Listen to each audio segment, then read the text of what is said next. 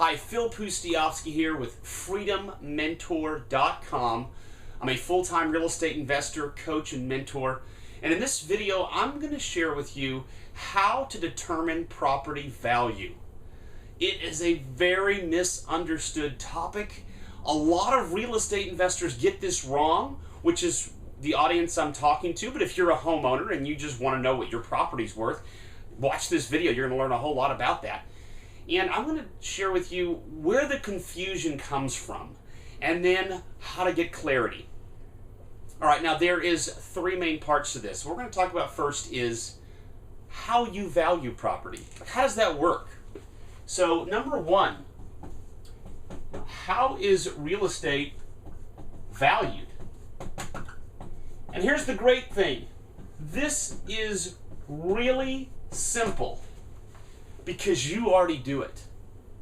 Picture buying an iPhone on eBay. Before you would buy that, wouldn't you try to look and see what other iPhones were selling for, identical to the one you want to buy, right? If you go to a grocery store and you want to buy bread and you can try to compare which one is the best deal, you are looking at different breads, right, to try to compare. So that process of looking at comparable sales is how you compare most items you buy to figure out if it's a good deal or if it's overpriced. Real estate's the same way. You look at comparable properties and you look at what they sold for in comparison to the property that you want to know the value of, and that's how you figure out what the value is. It's really that simple. So if it's so easy, how come everybody did it wrong, right?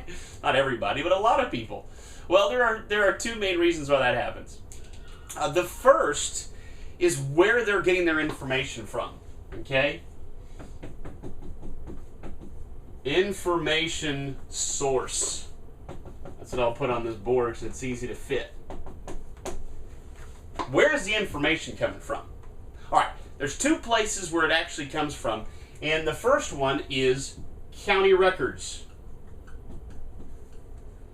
And county records is what can cause a lot of confusion. Let me talk about that. County records. Okay, so in every county in America, what you have is you have different departments. And two of the departments that we deal with for county records is going to be the tax assessor's office as well as the recorder's office or the register of deeds. So we'll start with the register of deeds. The register of deeds is the group that records deeds and other such documents. And so that can tell you some interesting information, such as what the property was, what liens are on the property, who the owner is, how long they've been the owner, when that deed was recorded, so when they became the owner, those sorts of things. And in some areas, the county records, and specifically the recorder's office, has sales information, but not all of them. Now this is where it gets a little squirrely. Okay, some states are non-disclosure states, like Texas, whereby they are not required to disclose the sales price on the deed that gets recorded. In other areas, it is disclosure, so they will show it. So states like Tennessee is a disclosure state, so they always have a line on the deed where you're supposed to put in the sales price, okay? But there's more to that, and I'll come back to that in a second. There is other states that are called strict non-disclosure states, like New Mexico, where there is no way it's required that there is no sales price on the deed. There you go. So certain states reveal sales prices at the recorder's office level, and some don't. And that can be a huge, huge hornet's nest, and we'll get more into that in just a second. Okay, so that's the recorder's office. The second is the tax assessor's office. Now, the tax assessor, their job is to figure out the relative value of each property in their county so they can tax it.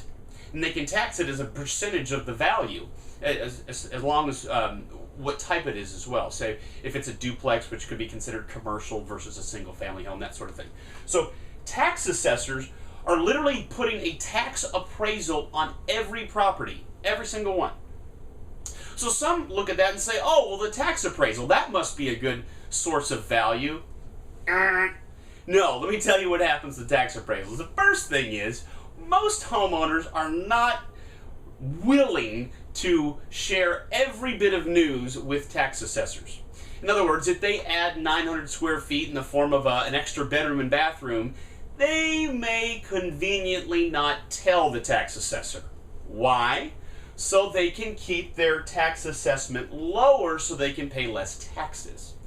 Also, in certain states, there are homesteads or other kinds of policies which, as you own the property, you can elect that the tax appraisal can only go up by a certain amount each year as a maximum.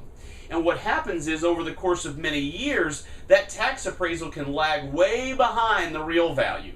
Does that make sense? So tax appraisals can be way off. And then also, the tax assessor is supposed to put the number of bedrooms, bathrooms, square footage, and that sort of information as part of their assessment. But they get that wrong all the time because they rarely get access inside a property. And like I said before, most property owners try to push down how many bedrooms and bathrooms they have because it'll reduce their overall tax appraisal. So, county recorders offices, both the recorders, the Register of Deeds, and then the tax assessor, these two, comprise county records, and county records can be way off. Does that make sense? Okay. So if they're way off, where do you get the rest of the information from? Good question. The MLS. The MLS is the multiple listing service. It's controlled by the realtors. And more specifically, each MLS is independently owned. And there can be more than one in the same geographic area. I live in Volusia County, Florida. There are 3 MLS systems in Volusia County. So the MLS, I'm going to just say collectively the MLS here, but each one is actually localized and independently owned. And the information is put in there by real estate agents. And the great thing about the MLS is that real estate agents have this natural checks and balances system. So that ensures that the listing information of each property is accurate. Here's how it works. Let's say you're a listing agent. You list the property. If you put in the wrong bedroom, wrong bathroom, wrong square footage, wrong anything, someone's going to find out about it when they go show the property and they're looking at the listing sheet and they say, hey, there's not 3 bedrooms in this house, there's only 2. And they're going to get upset with that listing agent, and then that listing agent either is going to make the changes or get a fine from the MLS.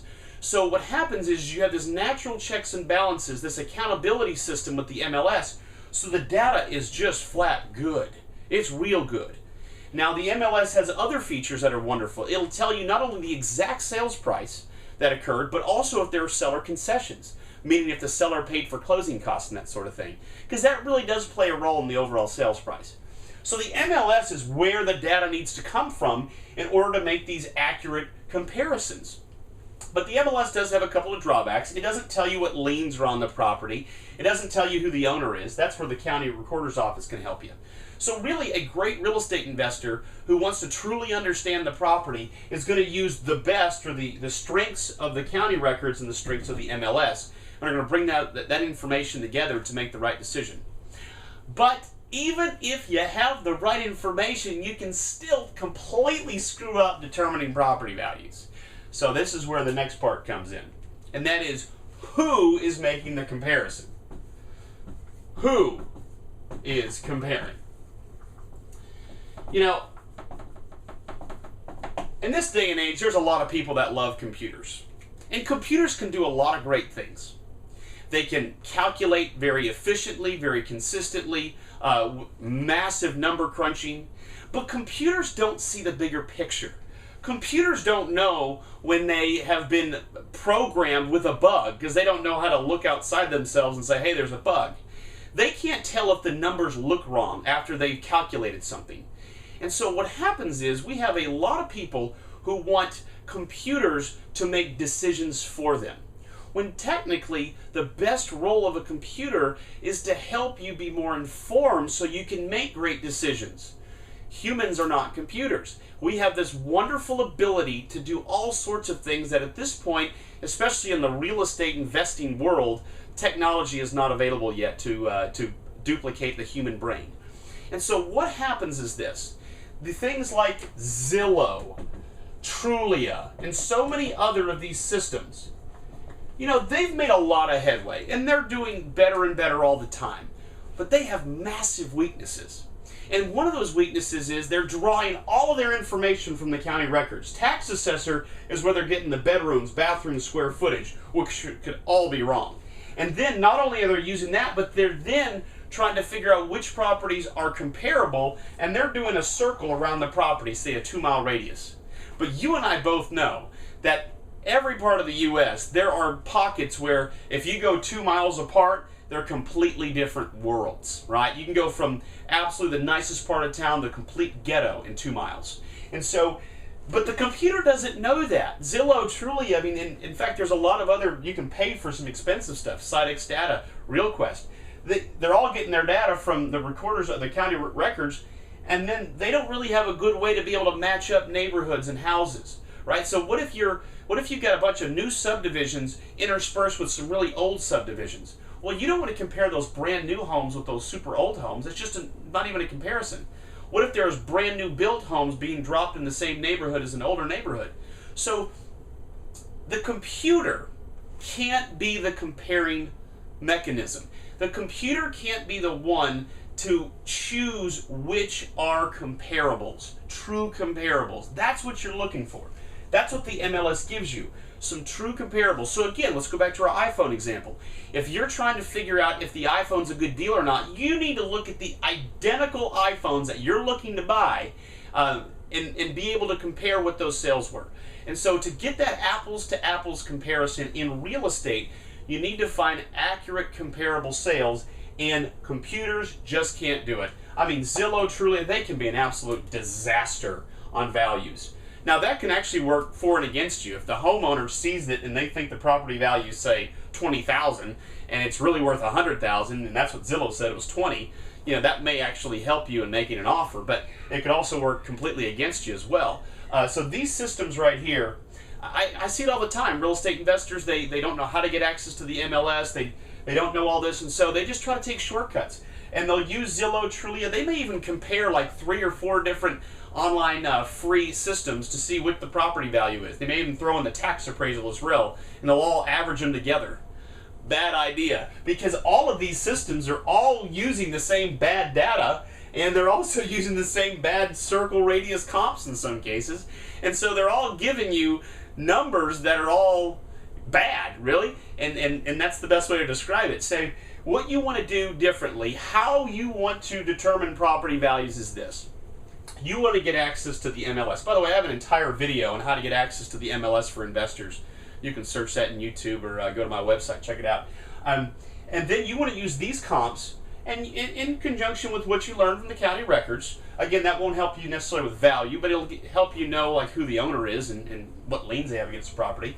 And then what you'll do is, you're just like you would do if you were buying an iPhone, if you're buying bread at the grocery store, get the most comparable properties. Picture you were going to buy that property and start to look at the comparables. How do they compare with the subject property that you want to know the value of? If it's, say, $300,000 was one of the comparables, why was that one $300 and the other one was $275? What made it different? Did this one have more square footage? Did this one have an extra bedroom? And you don't have to be scientific about it. You don't have to do a detailed price per square foot, because guess what? Buyers aren't doing that. Values are really determined by what properties sell for. And who determines what they sell for? The people buying them, the people making offers. That's why you don't need to be scientific in many ways when it comes to understanding when you compare these things, these comps together. Instead, you want to just look at them all and then start to determine, okay, because you already know how to do this. You're already doing this in your daily life. Say, okay, this one sold for $265. This one sold for $310. What's the difference between these two? And then that way you can kind of come into a range of what it's really going to sell for in the real world. And that's how you determine property values. You already have the skill. You just need to get access to the right information and make sure that you're doing the choosing of the comps, not computers.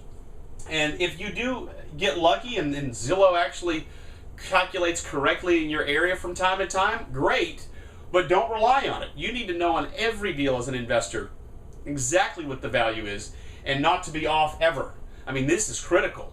When you know what property values are, then you can be a wise investor and you can make wise decisions on whether or not to invest. All right, well, I'm Phil Pustiowski with freedommentor.com. You can learn so much more about us by going to our website. This particular subject, I also have a blog article written, so feel free to read that as well. That'll give you a lot more insight. I even give links to Zillow where it shows you, where Zillow talks about how bad their accuracy is in certain states like Texas. They're like a 1 star out of 5. It's terrible. But nothing Zillow can do about it. And so please check those out, those resources. And again, Phil Pustiowski with Freedom Mentor. Thanks for watching.